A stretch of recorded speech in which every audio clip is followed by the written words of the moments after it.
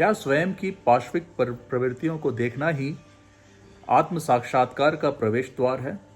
पांडुक्य उपनिषद कहता है, परीक्ष लोकान कर्म चित्तान ब्राह्मणों निर्वेद मायात।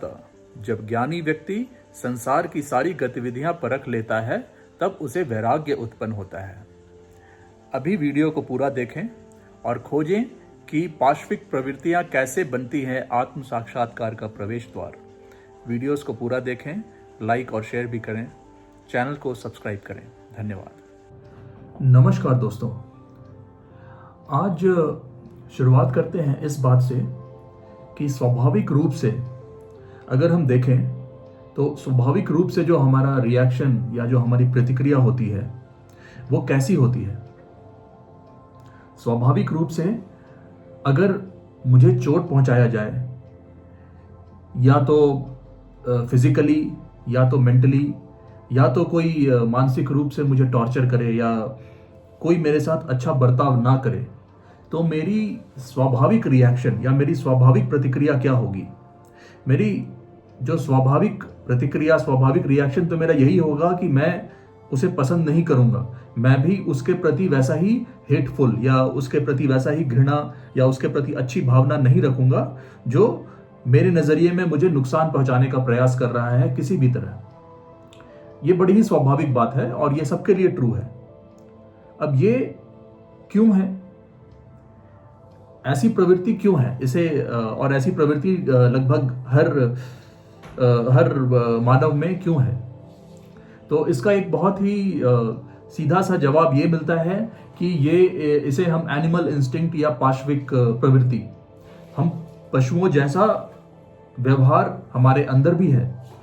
क्योंकि और इस बात में मुझे नहीं लगता कि कोई बहुत तार्किक कठिनाई होनी चाहिए, क्योंकि हम सब जानते हैं कि जो सोर्स है, जिस स्रोत से सारा जीवन आया है, स्रोत तो अलग नहीं, स्रोत तो एक ही है। ये लॉजिकली भी माइंड समझ लेता है, भले हम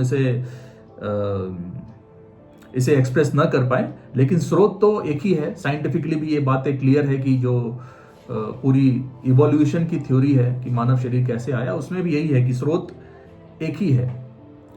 पहले एक्वेटिक लाइफ था, पानी में जीवन था, फिर वो जमीन पर आया और फिर जमीन पर वो जीवन इवॉल्व होते होते फिर मानव शरीर भी उसी क्रम में आया।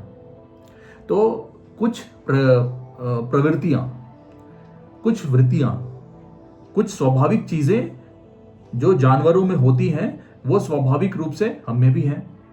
अगर किसी जानवर को आप चोट पहुंचाएंगे तो स्वाभाविक रूप से वो जितनी उसमें शक्ति है अपना बचाव करने का प्रयास करेगा। अगर आप उसके बच्चे को नुकसान पहुंचाएंगे तो स्वाभाविक रूप से कोई भी जानवर एग्रेसिव हो जाता है। तो ये वृत्तियां हम देखते हैं कि कॉमन है।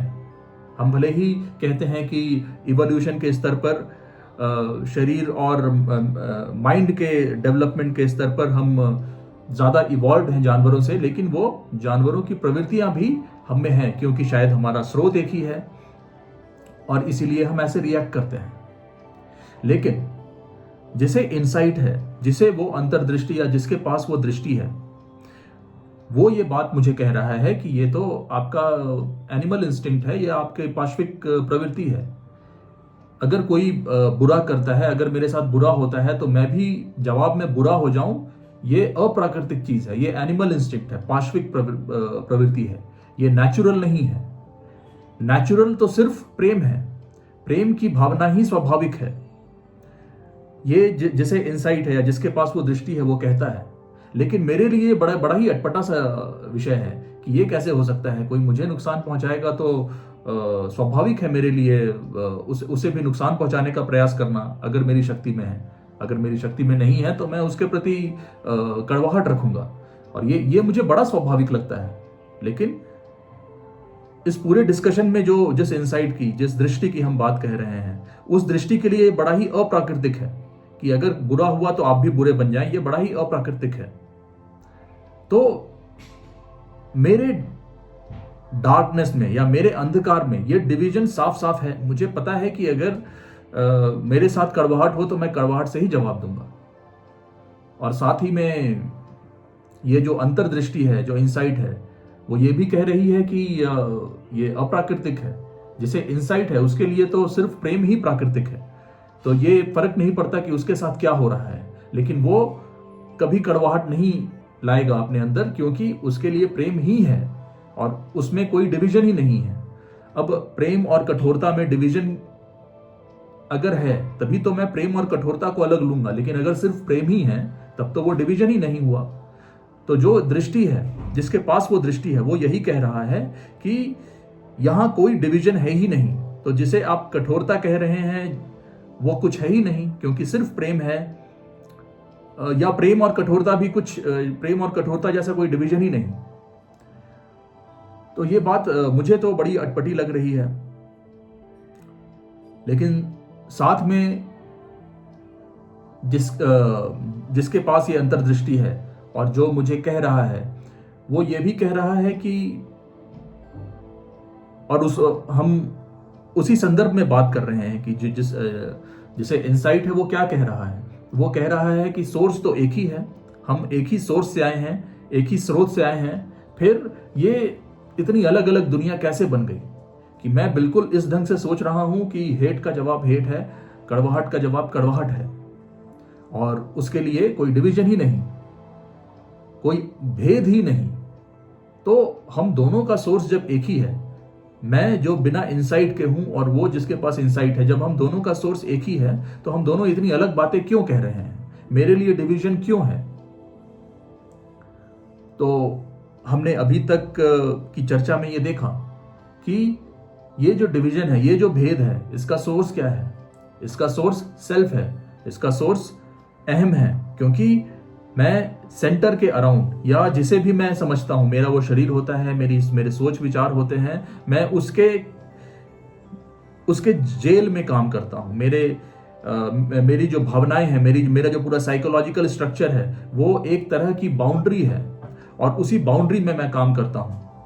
तो एक तरह से देखा जाए तो मैं किसी जेल में ही कैद हूं, अपने साइकोलॉजिकल स्ट्रक्चर के जेल में। और ये जो साइकोलॉजिकल स्ट्रक्चर है किसका है, मेरा है, मैं का है, सेंटर का है, उस केंद्र का है, जिसे हम सेल्फ कह रहे हैं। आप इसके तमाम तरह के शब्द हैं, अहम भी कहा जाता है, लेकिन ये बात समझनी मुश्किल नहीं होनी चाहिए कि मेरा साइकोलॉजिकल स्ट्रक्चर आपके साइकोलॉजिकल स्ट्रक्चर से अलग है, इसीलिए मेरा रिएक्शन अलग है आपसे। लेकिन आंतरिक रूप से हर व्यक्ति का अपना साइकोलॉजिकल स्ट्रक्चर है, और इस साइकोलॉजिकल स्ट्रक्चर में ये चीज कॉमन है कि अगर मुझे ठेस पहुंचाया जाएगा तो मैं उसका जवाब कटुता से ही दूंगा, मैं कठोर हो जाऊंगा। क्यों? क्योंकि हर व्यक्ति जो इस डार्कनेस में है, जो सेंटर के अराउंड, या अपने साइकोलॉजिकल स्ट्रक्चर, अपने मानसिक या अपने मनोवैज्ञानिक बाउंड्री के अंदर रहता है कि मैं ऐसा सोचता हूं, मैं अच्छा सोचता हूं, मैं बुरा सोचता हूं, वो डिवीजन में रहता है। तो क्योंकि वो डिवीजन है, उसके लिए प्रेम और कड़वाहट अलग रहेगी, उसके लिए हिंसा अहिंसा अलग रहेगी, वो डिवीजन में ही रहेगा, क्योंकि डिवीजन का सोर्स सेल्फ है, और सेल्फ जब तक जिंदा है ये डिवीजन रहना ही है। तो जिसके पास जिस व्यक्ति के पास, हम कह लें कोई भी व्यक्ति है, एक्स कह लें, ABCD कह लें, उसे कुछ भी कह लें, वो ये मुझे क्लियरली दिखा रहा है कि तुम्हारी जो डिवीजन है वो आ रही है तुम्हारे अंधकार से, और तुम्हारा अंधकार तुम्हारा मैं है, तुम्हारा सेंटर है। और फिर वो ये भी कहता है कि हमारा स्रोत एक है।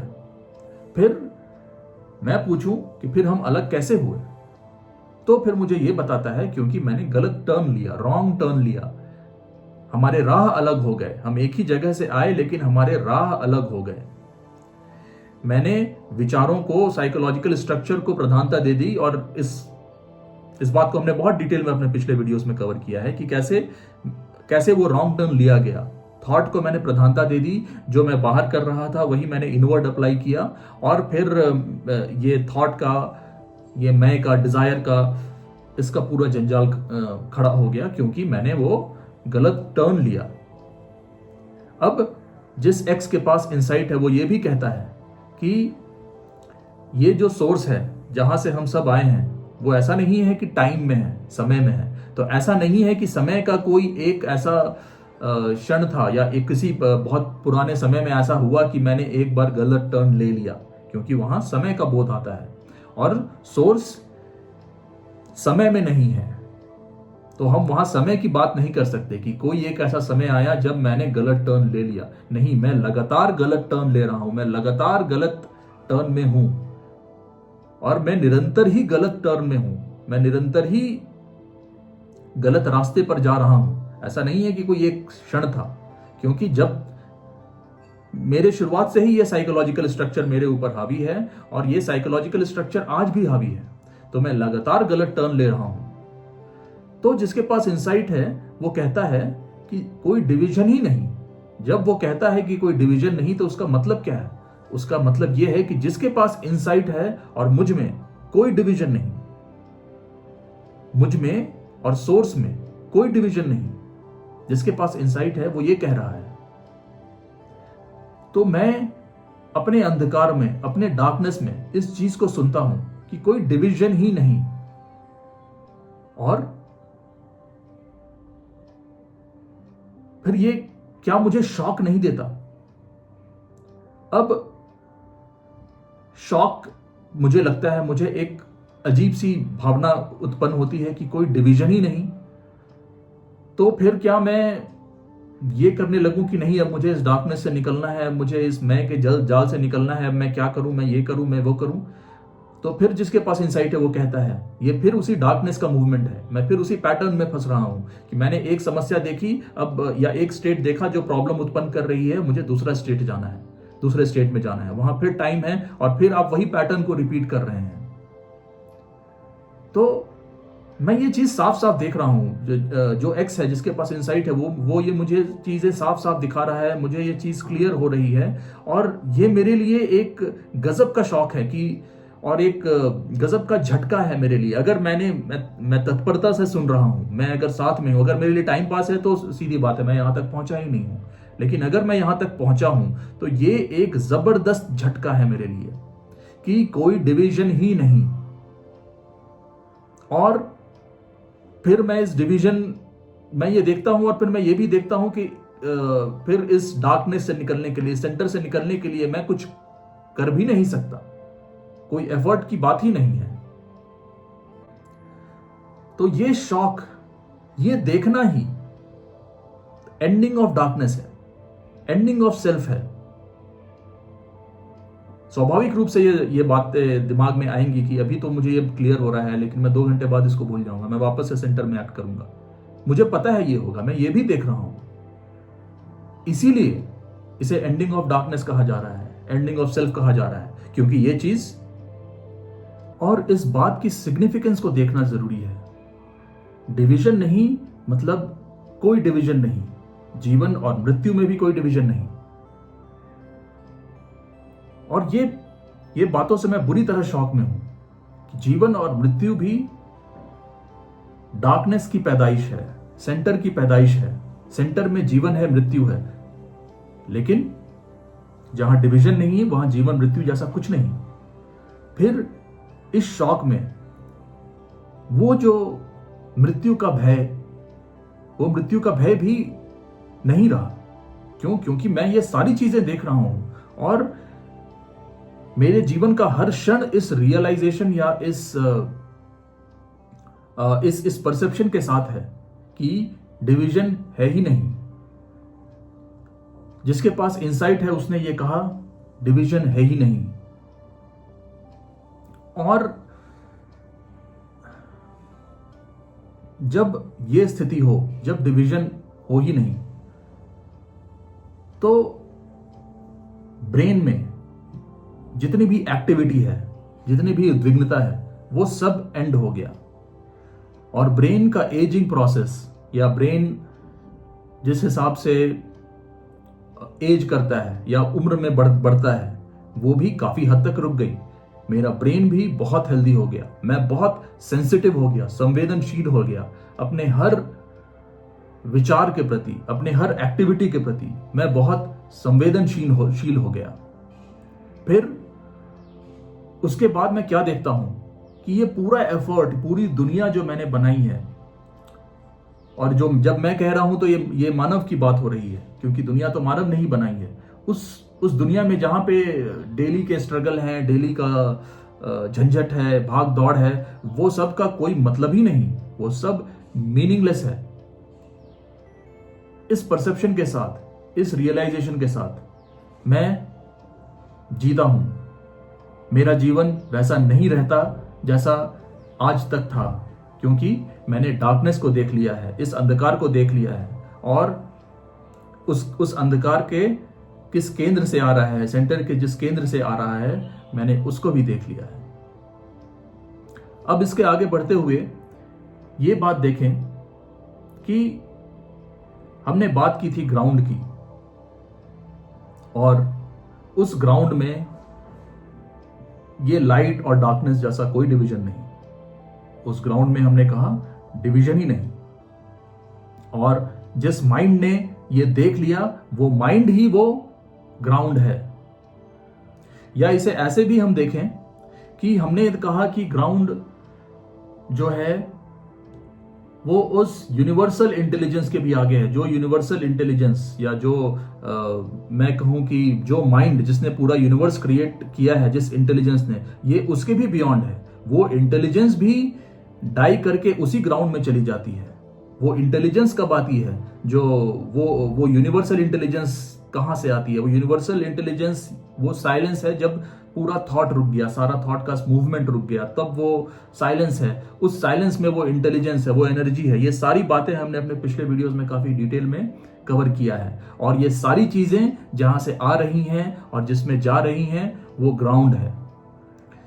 और हम क्या कह रहे हैं कि माइंड, जिस माइंड ने ये सब देख लिया, वो माइंड वही ग्राउंड है, और उस ग्राउंड में कोई टाइम नहीं है। तो हम ये नहीं कहते कि उस ग्राउंड में सब कुछ समा जा रहा है, फिर से उत्पन्न हो रहा है, क्योंकि उस ग्राउंड में बिगिनिंग या एंडिंग नहीं है। तो बिगिनिंग या एंडिंग नहीं है, लेकिन क्या वो मूवमेंट नहीं है? तो स्वाभाविक रूप से अगर हम मूवमेंट समझे तो वो तो या तो स्थान में परिवर्तन होता है बाहरी रूप से, या तो जैसा हमने कहा सेंस ऑफ बिकमिंग, कि मैं अभी ये हूं, मुझे ऐसा होना है। वो साइकोलॉजिकली जो हमें कुछ बनना होता है, वो भी मूवमेंट नहीं है। इस ग्राउंड में वो दोनों मूवमेंट नहीं है, लेकिन फिर भी ये ग्राउंड मूवमेंट है या एनर्जी है, जहां पे कोई स्थान में परिवर्तन नहीं है, जहां पे एक स्टेट से दूसरे स्टेट में जाना नहीं है। इसीलिए हम इसे क्या कहते हैं कि इसे हम ये भी नहीं कह सकते कि ये अमर है, क्योंकि जो अमरता का भाव है वो भी मृत्यु से भागने का भाव है, तो वो भी उसी डार्कनेस का मूवमेंट है। तो ये, इसे जो भी कहें, इस ग्राउंड को आप शाश्वत कह लें या कुछ भी कह लें, और बहुत ही खूबसूरत और तरह तरह के सब शब्द हैं संस्कृत में, लेकिन जो समझने की बात है कि ये ग्राउंड टाइम में नहीं है, तो इसमें कोई बिगिनिंग या कोई एंडिंग जैसा चीज नहीं है। और ये